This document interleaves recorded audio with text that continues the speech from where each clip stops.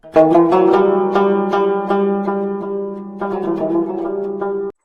اللہ الرحمن الرحیم۔ دوستو، آج کے حالات کے تناظر میں جب عمران خان اور ان کے بے شمار فالوور ہم سب مل کر ریاست مدینہ کے پاکستان میں نفاذ کے لیے کوشش کر رہے ہیں، ہماری نیتیں اچھی ہیں، ہم نے ایک بہت بڑے طاغوتی طاقت سے، غیر ملکی اور ملکی، ان سے ٹکر لی ہے۔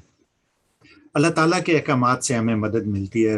عمران خان نے ہمیشہ اللہ تعالیٰ کے احکامات کو اور اس کے پیغام کو سب سے افضل رکھا ہے۔ ہر تقریر میں، ہر میٹنگ میں، ہر جگہ پہ، ہر بات میں اللہ کے نام سے اور اس سے شروع کی ہے۔ تو اللہ کا پیغام جگہ جگہ جگہ جگہ مدد کے لیے پہنچتا ہے۔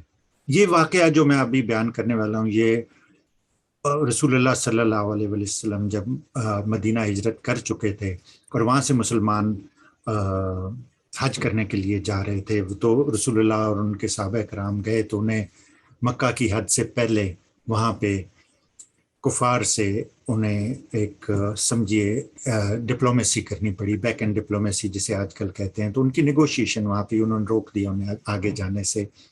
تو رسول اللہ صلی اللہ علیہ وسلم کا ان سے نیگوشیشن ہوئی اور اس کی بیسس پہ معاہدہ ہوا۔ اس معاہدے کو اسے صلح حدیبیہ کے نام سے جانا جاتا ہے۔ تو صلح حدیبیہ نے اس وقت وہ ایک بہت ہی مشکل پیرائے میں تھی، اور رسول اللہ صلی اللہ علیہ وسلم نے اللہ تعالیٰ کی دی ہوئی ذہانت اور اپنی متانت اور بردباری سے اس موقع کو، جو بظاہر ہمارے صحابہ کو اور لوگوں کو اس وقت ایک شکست لگ رہا تھا، اسے فتح میں کیسے تبدیل کر دیا۔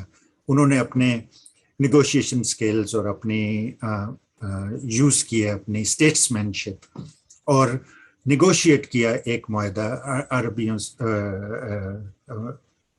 مکہ کے مشرکین اور کفار سے، قریشیوں سے، انہوں نے وہ کیا معاہدہ، نیگوشیٹ کیا۔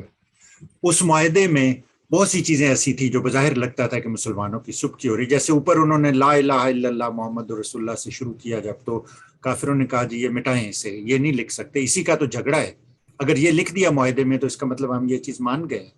تو صحابہ اس ٹائم پہ بہت اپسیٹ ہو گئے، انہوں نے کہا جی یہ کیسے مٹاتے، یہی تو ہم اسی کی تو جنگ کر رہے ہیں۔ رسول اللہ صلی اللہ علیہ وسلم نے بردباری سے اس موقع پہ یہ فیصلہ کیا، ان کا یہ مٹاتے ہیں۔ حضرت علی معاہدہ لکھ رہے تھے تو ان کا یہ مٹا دیں۔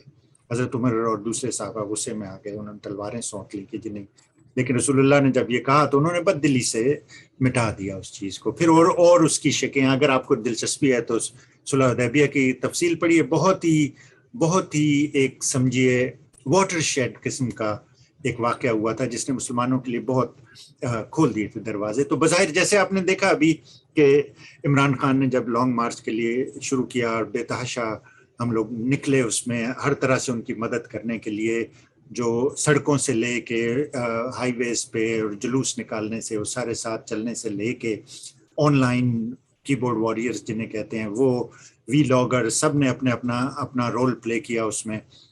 لیکن جب عمران خان وہاں پہنچے اور جس چیز میں سب گزرے، آپ وہ دیکھ ہی رہے ہوں گے اگر آپ فالو کرتے ہیں میڈیا، تو آپ نے دیکھا ہوگا کہ کن حالات سے گزر کر وہاں پہنچے، اور وہاں جا کر انہوں نے نہایت ہی حکمت عملی سے اور اس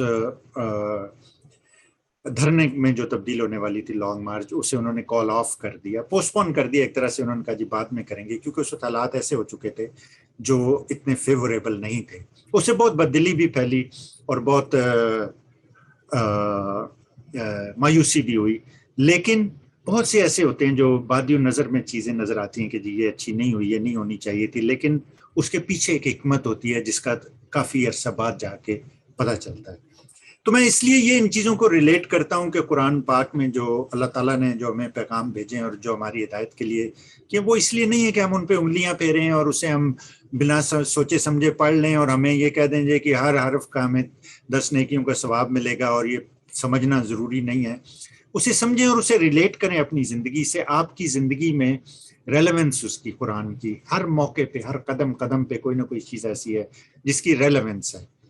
تو اس وقت میں اس صلح حدیبیہ کے بعد، جب اس کا نتیجہ ایک یہ ہوا تھا کہ جی مسلمانوں سے تبلیغ کرنے کی پابندی ہٹ گئی تھی، ان کا جی کریں یہ، انہوں نے کفار نے یہ سوچا تھا کہ یہ کیا کریں گے، یہ ان کی بات کون سنے گا؟ تو ان کا جی اس سے نہیں فرق پڑتا، جو تم اپنا بھیجتے رہو گروپ اور پھیلاتے رہو پیغام، ہمیں نہیں فرق پڑتا. بس یہ کہ ابھی آپ یہ معاہدے میں یہ چیزیں نہیں شامل کر سکتے، آپ حج کے لیے نہیں جا سکتے آگے، پھر بعد میں دیکھی جائے گی اس میں اس کی شکیں کسی وقت ہم پڑھیں گے معاہدے کی. اس وقت میں فوکس کرنا چاہتا ہوں اس کے بعد سورہ والنصر نازل کی. اللہ تعالیٰ نے سورہ والنصر بھیجی جس میں ہوتا ہے، کیونکہ ہوا یہ کہ اس کے بعد جب مسلمان تبلیغ شروع کی تو جگہ جگہ سے بے تحاشا لوگ آنا شروع ہو گئے، جوک در جوک اسلام کے دائرے میں داخل ہونا شروع ہو گئے، مسلمان ہوتے گئے، اور اتنی تیزی سے ہوئے کہ سب حیران رہ گئے کہ یہ فینومینا تھا کیا.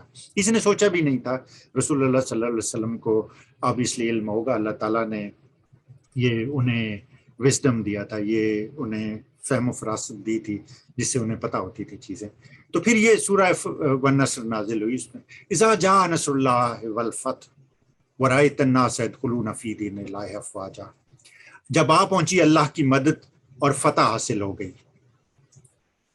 اے نبی صلی اللہ علیہ وآلہ وسلم، تم نے دیکھا کہ لوگ اللہ کے دین میں فوج در فوج داخل ہو رہے ہیں.